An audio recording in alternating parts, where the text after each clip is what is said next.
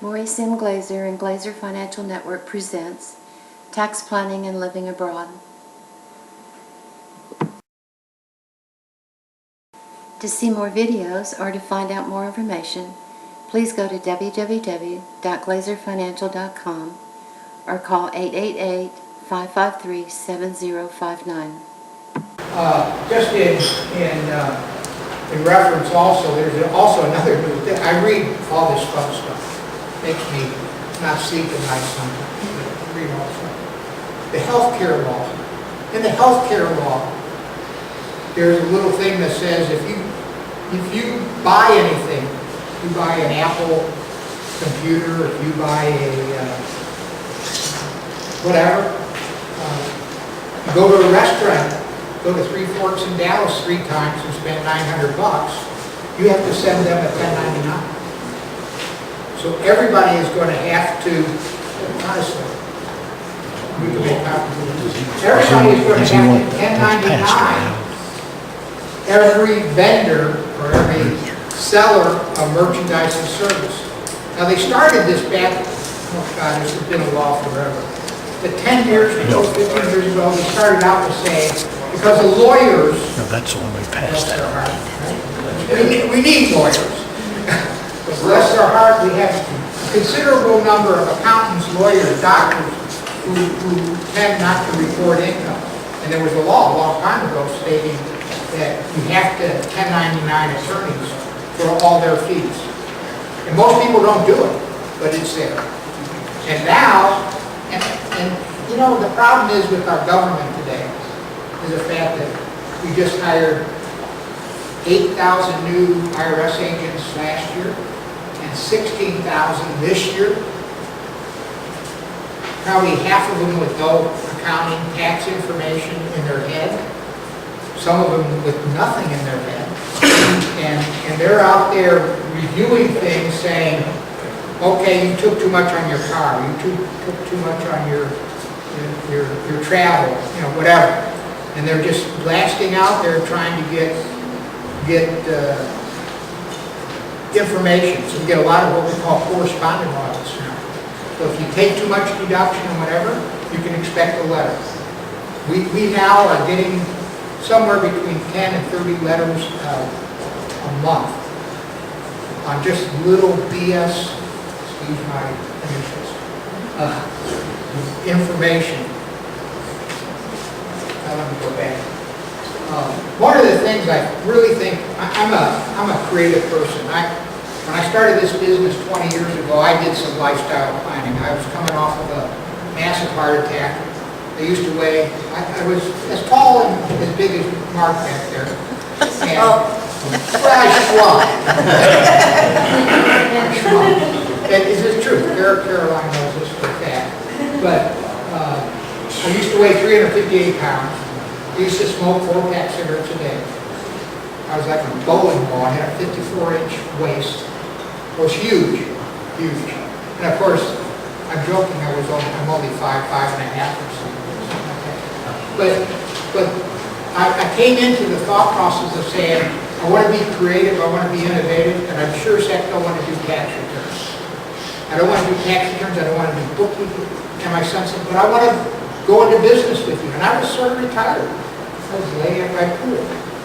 And I said, no, you're going to do the work. We're going to hire people to do the work, and I'm just going to direct traffic. And here we are 20 years later. It's been a little more than 20 years. I don't do any of that stuff. I do the thinking. I help create the solutions to big tax problems that we're seeing coming up now, because they have so many agents on the street. I'm innovative. I can go through many, many stories of people. Like the client that just came in 2 weeks ago, he's being audited. He runs a $25 million produce company. He's got 3 partners, one who I don't think is legal under current law, which we're trying to get him legal, but unfortunately there's some issues. But I said, you're going to destroy your company. He says, yeah, I hate to tell you, I don't have any documentation for any of my expenses. None. No documentation. I said, well, how did you get there? How did you give us these numbers? And how did your internal accountant tell us that you had the documentation? And he said, well, I wasn't feeling well a few years ago, and I just decided that I could guess. It's not that big a deal. Not that big a deal. Well, it's sort of called fraud, you know. And I said, okay, we came up with a plan of attack. We got them out of it for $1,300. Gotta be innovative. We gotta think about it. We made him go back and actually drive the mileage, because he didn't know how to use a computer, to determine what his car mileage was. This is for ancillary income that he was making. I made him tear apart every credit card, call every credit card company, get statements, yellow the expenses. You gotta be innovative. You gotta be thinking about how to do it. This could have been a disaster. We need to be flexible and adapt to the situation. We are in a horrific situation. I really do lead the field in whatever. I used to think I was one of the smartest. I really do feel like we're way ahead of it. I have people all the time come and approach me about selling my practice. And the only way I'd ever sell it is if the check was big enough. Because anybody who would take over this practice would destroy it in a very short period of time. What I need to do is buy other people and expand my company so I have intelligent people that will follow through on what's going on. I do this lifestyle planning. And as you can see in that sheet, there are going to be a lot of tax increases, so we have to do planning. We have to look at what we've done, and we have to make decisions. Should we be selling assets in the U.S. to get the 15% capital gain tax? Because are you going to wait till it's 25 or 30%? Are we going to mess around and pay 40%? I personally think that if it goes through, I personally think this is going to be sort of stopped. I'm an optimist. We've survived other situations, and I think we just need to cut costs and increase income somehow. And get rid of Obama. Well, politically, no. But the point is, I think everybody needs to take a look at their past situation and try to determine what the future direction should be. And you need to know where you're going. You need to look at every single item. You can't wait. This year myself, I haven't filed last year's return, but I can tell you right now, I came out beautifully for 09 because I did planning, made decisions. But I wanted to see what was going to happen. So I picked up a bunch of income back in 08 when I was refinancing a house. I knew what was starting to happen. I was hearing what was going on, and I started to plan for what I was going to do in 10.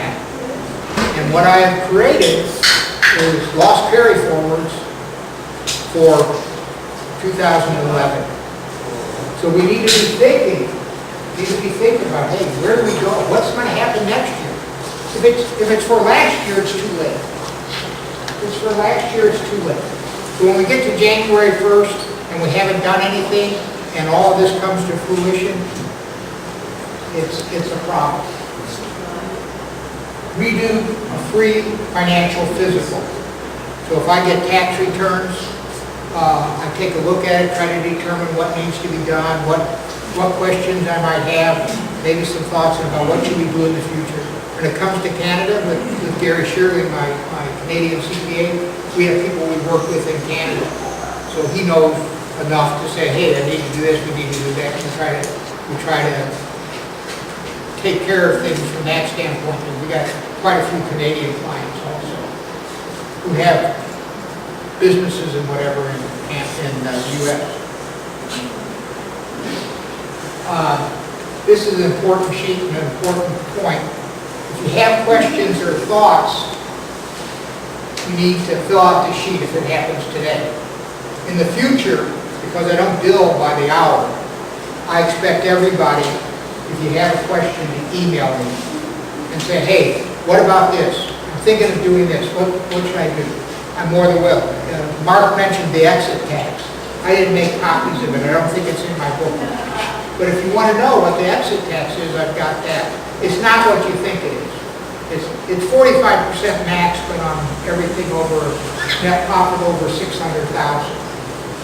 Okay, so if you had $5 million of cash, there wouldn't be an exit tax. Now, if the $5 million was in an IRA or pension plan, then it would be probably 30%, because you'd have to prepay the tax on that entity. Because the government's afraid you're going to move offshore and never come back and give them the money. So they're going to be grabbing the money ahead of time. There's also what they call the hire bill, which everybody's been, in fact, one of my friends who I speak for also believe, Joe Nagel, he does this thing on the Hire Act. All the Hire Act says is don't deal with entities that don't report to the U.S. That's what it says. And if you do it, you go to wherever and you invest in a bank or invest in a brokerage firm, and that company or institution isn't registered with the U.S., then they're going to assume that you got to pay the highest tax possible. So I've had many clients, there was a lot of escape clauses to get out of those penalty taxes. And I just have one that's messy. This guy didn't listen to me. I said, let's amend the returns and send them in. No. And then I find out his stupid attorney wrote a letter saying that he hadn't included the income in his personal tax return. And I'm sitting there saying, my God, how stupid could you be? How stupid could you be? So in general, we can plan, we can do things.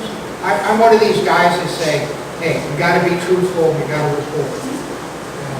I've been on the other side where I'm defending people who owe millions and millions of dollars. And there's always an excuse, there's always a reason why people don't do things. My recommendation is don't follow that path. We can negotiate our way out. We can get payment schedules. We can do all kinds of things if you haven't reported income, if you haven't reported doing certain things. Anyway, the most important thing is if you have issues, you don't want to talk about it here, think about it, email me. I'll tell you what I would think I would do, how I would handle it. Send you information on the exit tax, on the Hire Act, on the healthcare hidden, whatever. And if I have your email address, then I'm going to be able to send out information all the time. That thing that I just get passed out, I send out. So it's important. It's important for you to have information. Thanks for watching. To find out more information on what you just saw, or if you have any other tax or lifestyle planning questions, please give Maury a call at 888-553-7059 or email Maury at mglazer@glazerfinancial.com. To see more videos and to see our schedule of upcoming webinars, please visit our website at www.glazerfinancial.com. As always, we offer complimentary consultations with a 3-year tax review.